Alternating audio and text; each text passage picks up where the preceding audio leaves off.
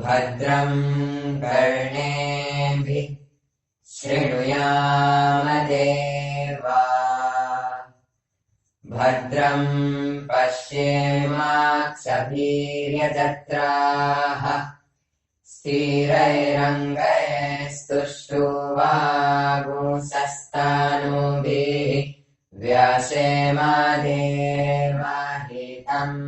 यदायुः।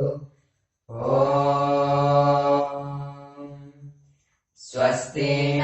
इन्द्रो वृद्धस्रवाः स्वस्ति न पूषा विश्ववेदाः स्वस्ति नस्तार्क्ष्यो अरिष्ठानेमिः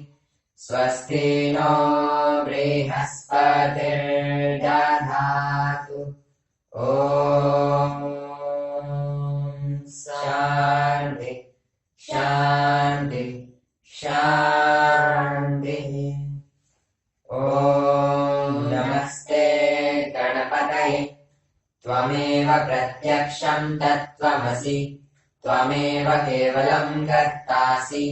त्वमेव केवलं धर्तासि त्वमेव केवलं धर्तासि त्वमेव सर्वं कल्पितं ब्रह्मासि त्वं साक्षादात्मासि नित्यं ऋतं वच्मि सत्यं वच्मि अवत्वं माम् अववक्तारम् अवश्रोतारम् अवदातारम् अवधातारम्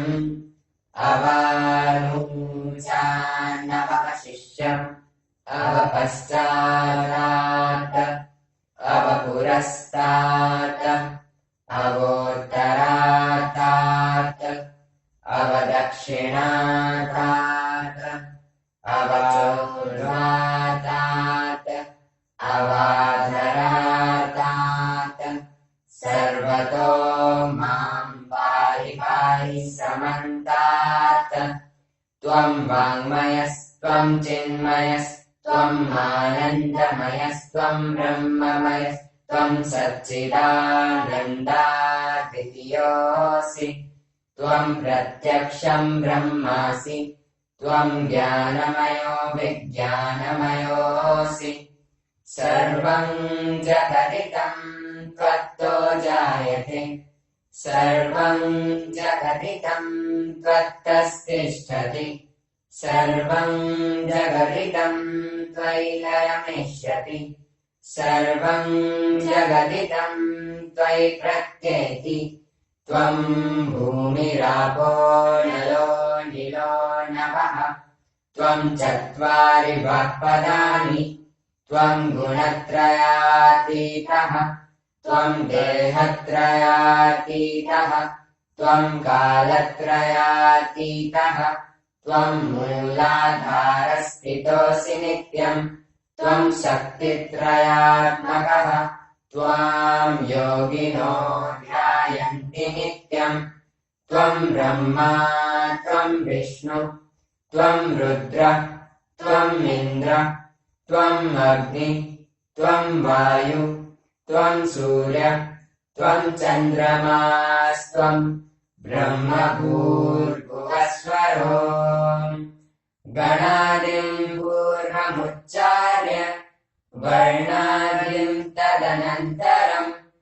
अनुस्वारः परतरः अर्धेन्दुलसितम् तारेण रिद्धम् एतत्तवामनुस्वरूपम् गकारः पूर्वरूपम् अकारो मध्यमरूपम् अनुस्वारश्चान्त्यरूपम् बिन्दुरुत्तररूपम् नादः सन्धानम् सहिता सन्धि शैषा गणेश विद्या गणकऋषि नित्रिद्गायत्री छन्दः गणपतिर्देवता ॐ गणपतये नमः। एकदन्ताय विद्महे वक्रतुण्डाय धीमहि तन्नो दन्तिः प्रचोदयात् एकदन्तम् चतुर्हस्तम् पारामङ्कुशधारिणम् रथम् च वरदौ हस्ते बिभ्राणम् मूषकध्वजम्